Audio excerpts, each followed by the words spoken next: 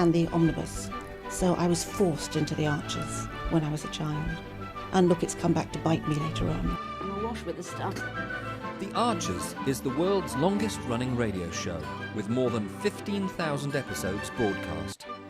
Despite being a rural flavour show, The Archers is recorded in the heart of the UK's second-largest city, Birmingham. All right, welcome in everyone to another deep dive. Today we're headed to the charming and sometimes chaotic world of Ambridge. Ooh, Ambridge. Sounds delightful. Well, it can be.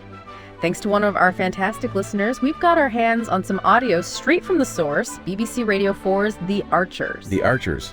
A classic. Oh yeah, it's like a window into village life, all its little dramas and secrets. We're basically eavesdropping, but, you know, for educational purposes. I love it. A deep dive into the heart of Ambridge. What could be better? Exactly. We're going to dissect these conversations, see what's really going on and why it matters, not just to the people in Ambridge, but maybe even to us out here. Because let's be real, no matter where you live, small town life has its own special kind of drama, right? Oh, 100%. We're talking about community, those unspoken rules, the way relationships work, and how people just deal with life's curveballs when everyone knows your business. It's that human element. Ambridge might be fictional, but the way these characters react, well, is something we can all relate to on some level. Okay, so let's jump right in. First up, we've got some serious cricket drama brewing. Ooh, cricket drama. That sounds intriguing. It is. Freddie, the new captain, well, he's not exactly winning any popularity contests right now. Oh, why is that? He's just kicked Jolene off the team. Apparently she missed 2 practice sessions. Nets, they call them. Uh-oh, 2 strikes and you're out. You got it. But Jolene's not having it. She's arguing that one of the missed practices shouldn't count because this new rule was sprung on them. Which, you know, fair point, new rule. How well was it communicated? Right, like when does a rule actually become a rule? It's that balance between structure and fairness, especially in a small community where everyone's connected. So what's Freddie's excuse? He's all about the rules, claims he checked with Lily, you know, Lillian. Yeah. And she said the rule was in effect. He even says he can't make exceptions, even for family, since Jolene's a relative. Sounds like he's trying to cover his bases, maybe avoid a tough conversation. You could say that, but hold on, because this is where it gets good. Turns out Tracy, another player, who's actually pretty decent, she missed a practice too. No way. So is Freddie gonna boot her off too? Well, that's the million-dollar question, isn't it? Talk about putting his money where his mouth is. If he's all about the rules, there shouldn't be any special treatment. Oh, this is gonna be juicy. It really exposes the potential fallout when rules are applied too rigidly without considering the context. What do the other characters have to say about all of this? Okay, so Lillian, she was kind of amused by Freddie's tough guy act at first, but now, not so much. Yeah, can't imagine this is what she had in mind. She actually calls him, and I love this, a little weasel on a tangle web, which, I mean, perfectly sums it up, right? It's such a great visual, and it speaks to how these seemingly small actions can have these huge unintended consequences in a tight-knit group. So is Lillian just going to sit back and watch this unfold? Oh, absolutely not. She even hints that she might have some fun with the situation. You get the sense she's got a plan brewing. Oh, and Rex, he's in the thick of it too. Seems like he might have even encouraged Freddie to drop Jolene at first. Interesting. Maybe some history there we don't know about. Could be. But now, with Tracy potentially on the chopping block, he's getting nervous. He realizes this could seriously mess with the team's chances. Oh. So yeah, personal agendas clashing with the good of the team. Classic. It really highlights those shifting allegiances and how individual motivations can play out within a larger group dynamic. It's like a mini social experiment. Totally.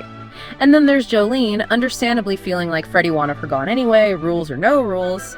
Plus there's this hilarious conversation about whether anyone on the team is actually any good, you know, adding a dose of reality to all this drama. Yeah, like are they really in it to win it, or is it more about the community, the fun of it all? Exactly. And speaking of community, let's shift gears to Claire. She's just been laid off from the dairy. Oh no, that's never good news. No, especially in a small village where jobs aren't exactly growing on trees. She's worried, understandably. She's even thinking about applying to the chicken factory, but it sounds pretty rough. Eddie and Emma describe the bosses as right bullies. Yikes. Not ideal. Not at all. But as luck would have it, Fallon, who owns the local pub, needs help in the kitchen. And Emma, bless her heart, suggests Claire for the job. Sounds like a win-win, right? You'd think so. But here comes Lillian, ready to throw a wrench in the works. No, what she got against Claire? Well, she brings up this E. coli scare from years ago at Bridge Farm, which feels a bit like digging up ancient history, if you ask me. Then she starts questioning Claire's energy, her ideas, even if she can work the till. Wow, that's a lot of negativity. Is there something else going on here? It does make you wonder, is this really about Fallon's business, or is there some personal beef between Lillian and Claire? And then Lillian really goes there, brings up ageism, implying Claire's too old. Seriously. Ouch. It's a reminder that these unconscious biases can pop up anywhere, even in the most unexpected places. No kidding. But Fallon, she handles it really well. Suggests Claire submit a CV, like everyone else, and they'll see how it goes. And Emma, she offers to help Claire type it up. Talk about community spirit, right? It really shows the importance of having a support system, especially when you're facing tough times. It's not just about finding a job, it's about having people in your corner. Absolutely. And to add to all this, we hear Casey's got a job interview lined up too, so Claire's not the only one dealing with work stuff. So even in a small place like Ambridge, life keeps throwing curveballs. It's a reminder that these everyday challenges are universal. We might not all live in a village, but we all deal with job searches, changing relationships, and the complexities of community life. So true. And speaking of everyday life, we get these lovely little glimpses into what's happening in Ambridge. Preparations for Kira's birthday party, Ed's ordered a red velvet cake, her favorite. Just sweet, normal stuff. I love those little details, those little touches of normalcy amidst all the drama. It makes the characters feel more real, more relatable. Totally. And then there's this mention of George's upcoming birthday, but it's handled very delicately. Makes you think maybe there's some sadness around it, some shared history that's still sensitive. It hints at those unspoken bonds within a community, the way people rally around each other in both good times and bad. That shared history that shapes how they interact. And then Emma checks in on Fallon after Harrison's been away. It's that quiet support network that's always there. And Fallon says having Harrison gone has actually been healthy for them. Interesting, yeah. It challenges that idea that couples always need to be together to be strong. Sometimes a little space can be a good thing, even in the most loving relationships. Absolutely. And then we're reminded we're in the countryside. They're weaning the Texel lambs, Emmer they call them. Love that. It brings that rural element to life, those agricultural rhythms that underpin everything in Ambridge. It's like a heartbeat. Totally. And meanwhile, Rex is working from home, still reeling from the whole Jolene situation. And then there's this awkward run-in with Rochelle, who basically ghosted him after his party. Ouch. Ouch is right. Modern dating woes, even in a place like Ambridge. It's a reminder that no matter where you live, those feelings of rejection and social awkwardness are universal. So true. And Lillian can't stay quiet for long. She says straight up that Freddie needs a kick, and guess what? She and Tracy have already rescheduled that team meeting, part of Lillian's master plan, she says. Oh, Lillian, always the puppet master. She's not letting this go. You can bet she'll use this opportunity to teach young Freddie a thing or two about managing people, not just rules. Oh, for sure. So after all this, what are the big takeaways for our listeners? What's the Ambridge wisdom for us all? Well, I think this little peek into Ambridge shows us that even in a place that seems peaceful, there's always something bubbling beneath the surface.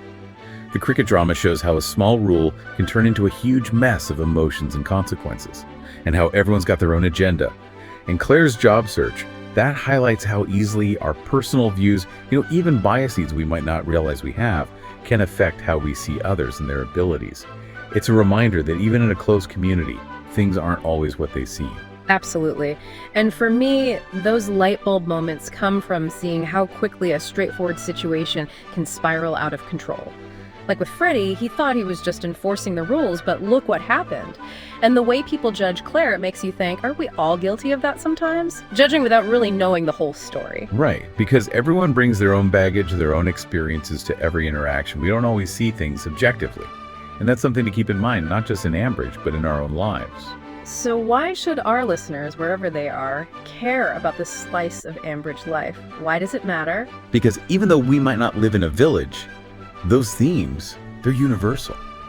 Dealing with rules and expectations, supporting each other, handling conflict, the ups and downs of work and relationships, that's life.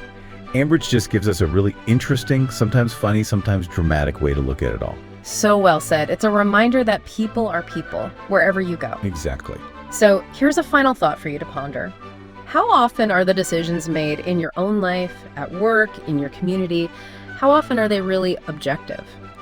Or are they shaped by things that aren't being said, by personal histories, hidden agendas? Think about the tangle webs in your own life, the things that might be influencing things without you even realizing it.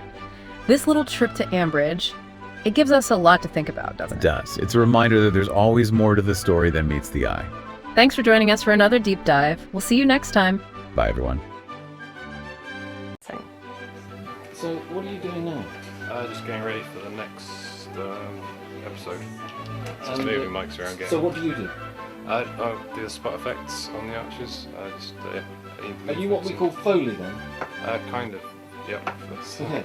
And these are all part of the paraphernalia of production. Yep. That's the ball bar. This one. Yep. That's. Hayley so wanted to be in their own place when their baby came. It's due in 2 months. Not much chance of that now. But I mean, it would have been a stretch for him before he'd actually mind it. Well, I just wish there was something practical I could do to help him get along. I think The Archers has had this immense popularity over the years, basically because it has always very accurately reflected the reality of life and living in a rural community at whatever